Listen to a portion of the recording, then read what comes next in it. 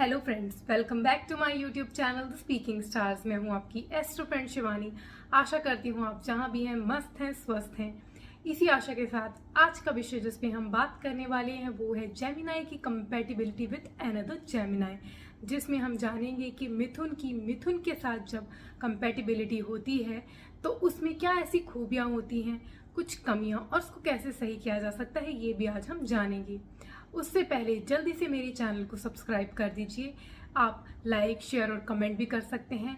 और अगर आपको कुंडली अपनी रीड करवानी है पर्सनली तो आप नीचे दिए गए नंबर पर संपर्क भी कर सकते हैं। तो चलिए दोस्तों, शुरू करते हैं आज की वीडियो के साथ।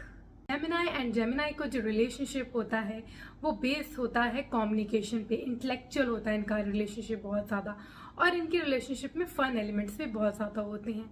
पहली ही मुलाकात में जब ये एक दूसरे से मिलते हैं तो कम्युनिकेट करना शुरू करते हैं तो ऐसा इनको फील होता है कि कोई कनेक्शन है इनके बीच में। और क्योंकि कोई भी टॉपिक अगर ये पकड़ते हैं तो उस पर घंटों बात कर सकते हैं, तो बहुत ज़्यादा कम्युनिकेटिव होने की वजह से, बहुत ज़्यादा कनेक्टेड फील करने की वजह से एक दूसरे से इंस्टेंटली अट्रैक्ट हो जाते हैं। और हो सकता है पहली मुलाकात में प्यार भी इनको हो जाए, और अगर नहीं हुआ तो कुछ मुलाकातों में इनको प्यार हो ही जाता है, क्योंकि इनको लगता है कि इनका जैसा इंसान इनको मिल गया है।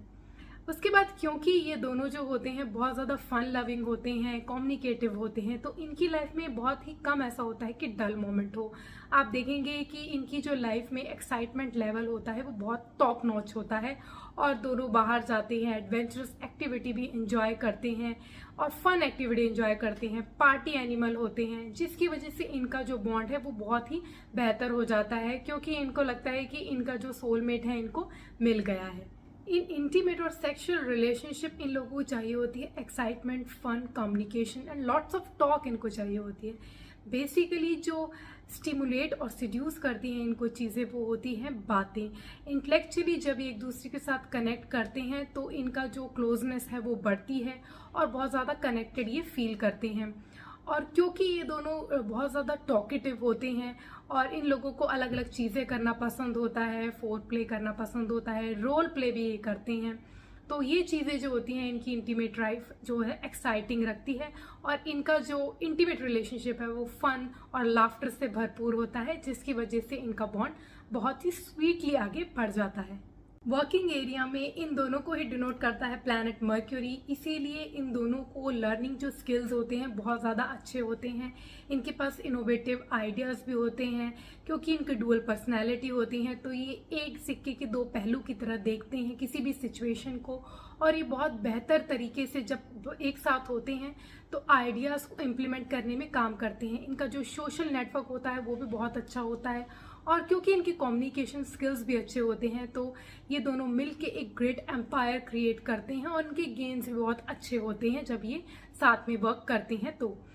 एंड क्योंकि इनका जो एलिमेंट है वो एयर एलिमेंट है, इसीलिए एक दूसरे के साथ ये इजीली अडेप्ट कर जाते हैं किसी भी सिचुएशन में इनके पार्टनर की नीड के अकॉर्डिंगली, और ये एक दूसरे से बहुत ज़्यादा एक दूसरे की चीज़ें जो है लाइटली लेते हैं और लेट गो कर देते हैं, बिकॉज बहुत ज़्यादा सीरियसली नहीं होते रिलेशनशिप में।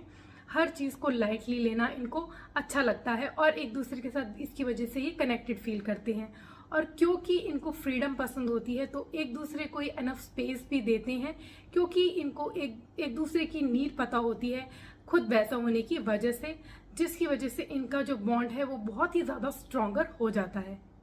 कुछ प्रॉब्लम्स जो अपनी लाइफ में फेस कर सकते हैं, सिंस जेमिनाई पीपल जो होते हैं उनको फन चाहिए होता है, एक्साइटमेंट चाहिए होता है, चेंज चाहिए होता है लाइफ में, तो जब इनकी जो डेली रूटीन आने लग जाता है, बोरिंग हो जाता है, तो इनकी जो लाइफ है वो डल होने की वजह से चांसेस होते हैं, क्योंकि इनमें से कोई भी ऐसा नहीं होता जो स्टिक करेगा दूसरे इंसान से, जो ग्लू का काम करेगा वो कोई भी नहीं होता, तो चांसेस होते हैं इनकी स्प्लिट हो जाने की।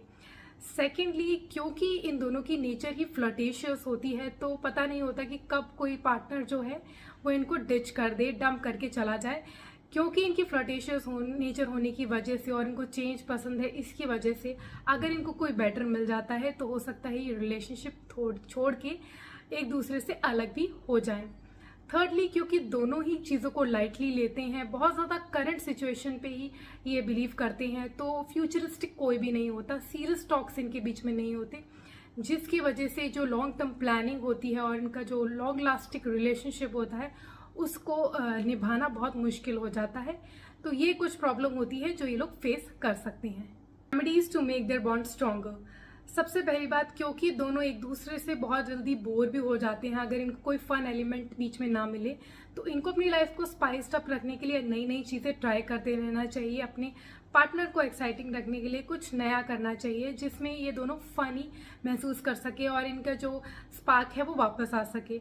और दूसरी बात, इनको ये समझना चाहिए कि जब रिलेशनशिप होता है या मैरिज होती है तो उसमें हर दिन कोई एक्साइटमेंट नहीं होती, कभी कभी डेली रूटीन या मंडेन भी होता है टास्क। तो इसीलिए थोड़ा सा अपने आप को अडेप्ट कर लें उस सिचुएशन से, तो इनके लिए ज़्यादा बेहतर होगा और बॉन्ड इनकी जो है वो बहुत इजीली ये लोग आगे ग्रो कर पाएंगे। सेकेंडली, क्योंकि इन दोनों की नेचर फ्लर्टेशियस होती है तो इन दोनों को एक दूसरे के साथ ज़्यादा टाइम स्पेंड करना चाहिए। सोशली इन्वॉल्व तो होते हैं ये, लेकिन अपने एक दूसरे के साथ अगर ये ज़्यादा टाइम स्पेंड करेंगे, थोड़ा कम्युनिकेट करेंगे तो ट्रस्ट बिल्डअप होगा और इन दोनों को एक दूसरे की नेचर के बारे में ज़्यादा अच्छे से पता चल जाएगा, जिसकी वजह से इनका रिलेशनशिप स्प्लिट होने से बच सकता है। थर्डली, क्योंकि ये दोनों ही सीरियस टॉक्स नहीं करते तो इनको थोड़ा सा फ्यूचरिस्टिक होना चाहिए, प्लानिंग के साथ भी कभी कभी आगे बढ़ना चाहिए। स्पॉन्टेनिटी लाइफ में होना बहुत अच्छी बात है, बट अगर कोई प्लानिंग नहीं होगी तो आप फ्यूचर के बारे में प्रिडिक्ट नहीं कर पाएंगे, जिसकी वजह से जो इनका जो लॉन्ग लास्टिंग रिलेशनशिप है वो नहीं चल पाएगा। इसीलिए थोड़ा सा फ्यूचर के बारे में भी सोचें। प्रेजेंट के साथ फ्यूचर के बारे में अगर ये कनेक्ट करके चलेंगे तो इनके लिए बहुत अच्छा होगा और इनका बॉन्ड भी जो है ब्यूटीफुली डेवलप हो जाएगा। Time for some astro remedies. सबसे पहले जेमिनाई पीपल होने की वजह से अपनी मर्क्यूरी को और अच्छा करने के लिए इन लोगों को वेडनेसडे को तुलसी को जल चढ़ाना चाहिए। डेली चढ़ाएं तो बहुत ही अच्छा है, और अगर नहीं चढ़ा पा रहे तो वेडनेसडे को तो चढ़ाएं, बट इनको संडे को स्किप करना चाहिए क्योंकि संडे को तुलसी में जल नहीं चढ़ाते। एंड इनको अपनी वेनिशियन क्वालिटी को भी इम्प्रूव करना चाहिए, जिसके लिए इनको वाइट क्लोथ्स या लाइट कलर के क्लोथ्स पहनने चाहिए, एक दूसरे की रिस्पेक्ट करनी चाहिए और वुमेन की रिस्पेक्ट करनी चाहिए। तो इनका बॉन्ड जो है बहुत ज़्यादा बेहतर हो जाएगा और ये देखेंगे कि इनकी जो प्रॉब्लम्स है, इश्यूज हैं, वो भी सॉल्व होती जाएंगी। आज के लिए इतना ही। मेरी नेक्स्ट वीडियो में मैं जेमिनाई की कैंसरियंस के साथ कंपैटिबिलिटी पर बात करूंगी। For that stay tuned, stay connected and do subscribe my channel. Om Shanti. Thank you.